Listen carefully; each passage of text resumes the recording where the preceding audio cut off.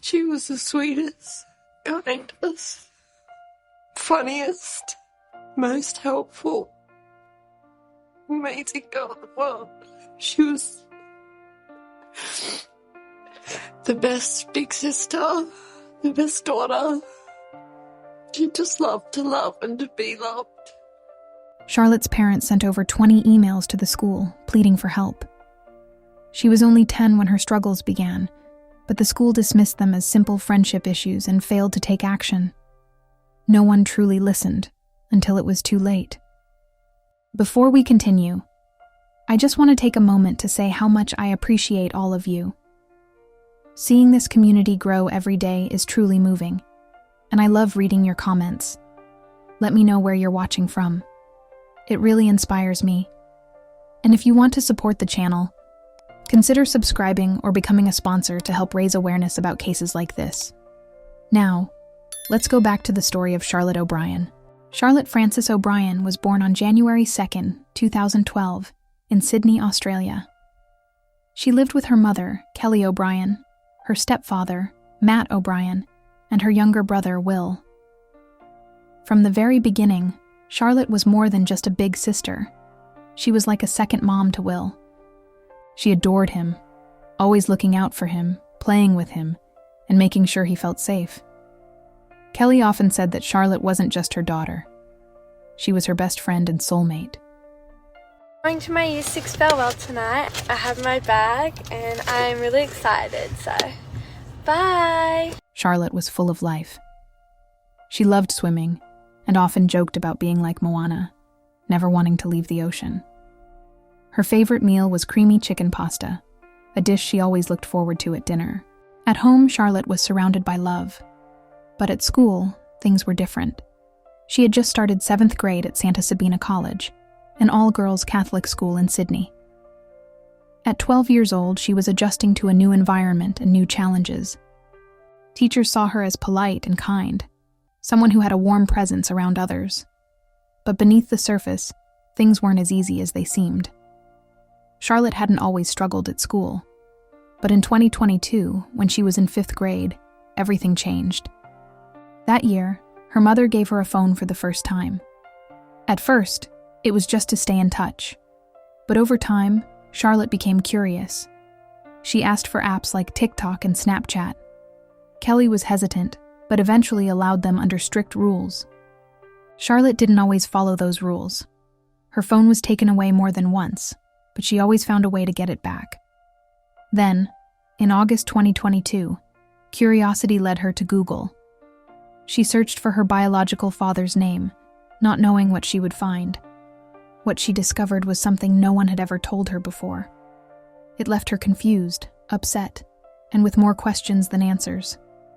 Not knowing how to process it, she confided in a few friends at school. At first, she felt safe sharing her secret.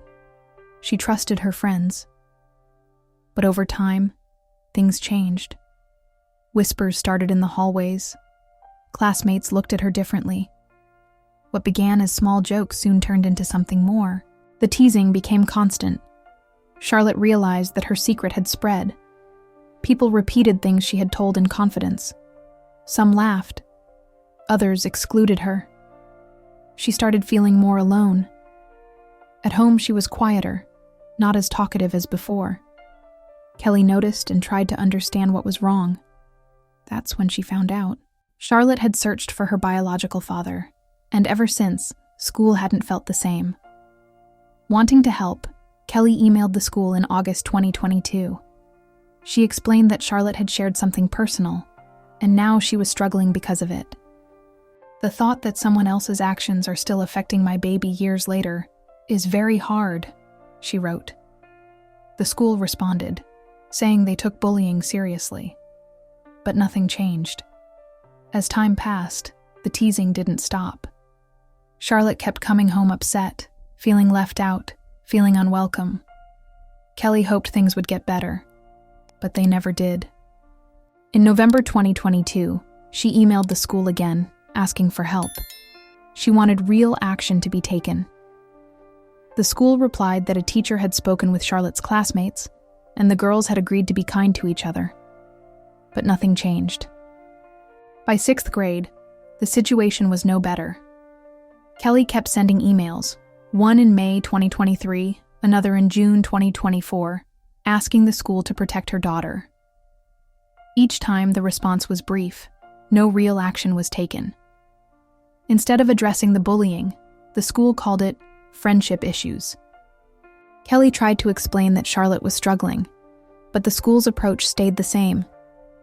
By August 2024, Charlotte had started 7th grade, her first year of high school. But instead of looking forward to a fresh start, she was more distressed than ever. She came home in tears nearly every day. On August 9, 2024, Kelly emailed the school again, saying Charlotte wouldn't be coming in because she was overwhelmed. She had tried everything, emails, meetings, pleading for help, but nothing changed.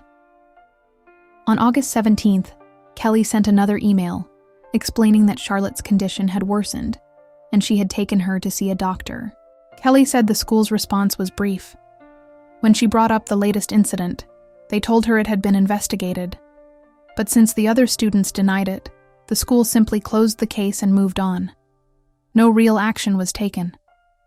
With no real support at school, Charlotte started looking for comfort elsewhere. That's when she met Ava, a 7th grade student from suburban Sydney, through Snapchat. In Ava, she found a friend who listened, someone who reminded her that she mattered. They talked about school, their lives, and little things that made them happy. Ava was kind and understanding. She encouraged Charlotte to stay positive, reassured her that things would get better, and reminded her of her strengths. Their conversations became a source of comfort, a small escape from everything Charlotte was dealing with at school. But despite Ava's support, the situation at school didn't change. The teasing, the exclusion, and the lack of action from the school weighed heavily on Charlotte. No matter how hard she tried, every day felt like a battle. Then came September 9th, 2024. That day, Charlotte seemed different, happier than she had been in a long time. Her stepfather, Matt, later recalled how bright and full of life she was.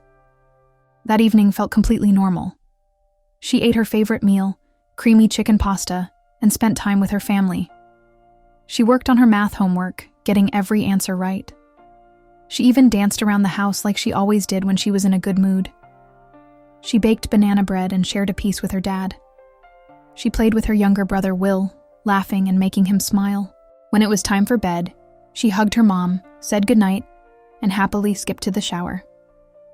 No one knew it would be the last time they'd see her like that. Later that night, Charlotte spoke to Ava on the phone. She told her about a group chat where classmates had been saying cruel things about her.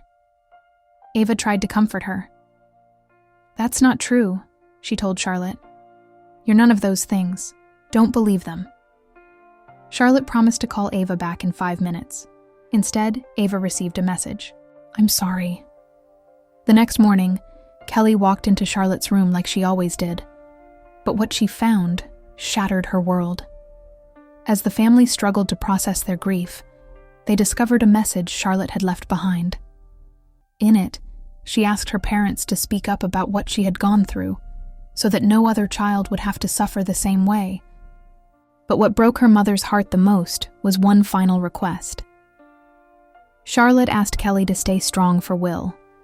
The day after losing their daughter, Charlotte's parents were devastated, but determined to fulfill her last wish.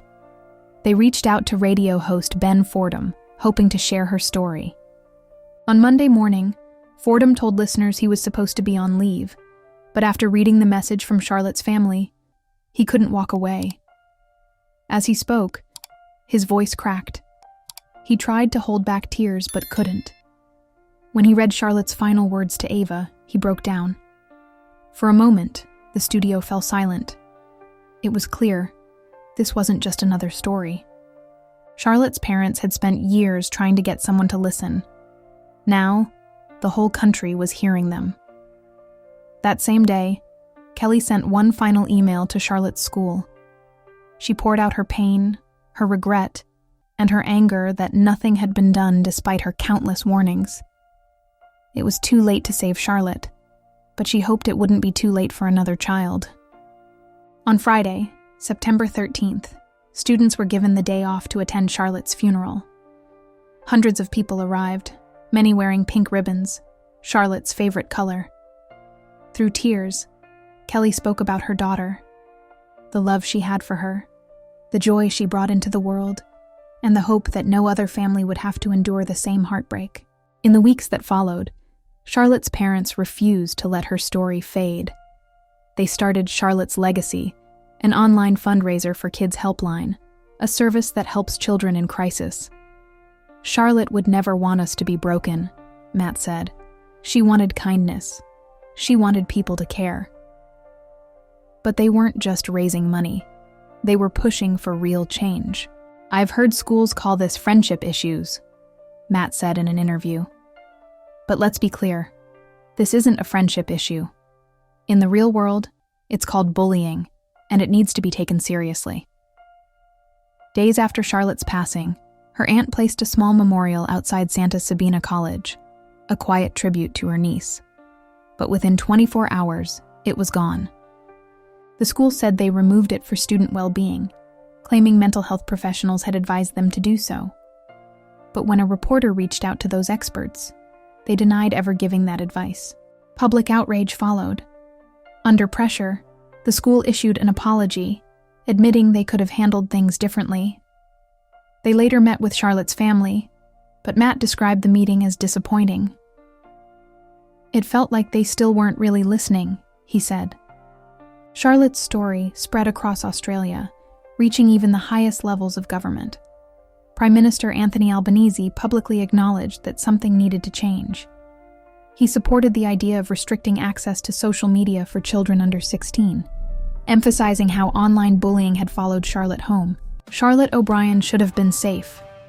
Her school should have protected her. But now, her parents are making sure her story isn't forgotten. They are fighting to make sure no other child feels as alone as Charlotte did, because no family should ever have to go through this again.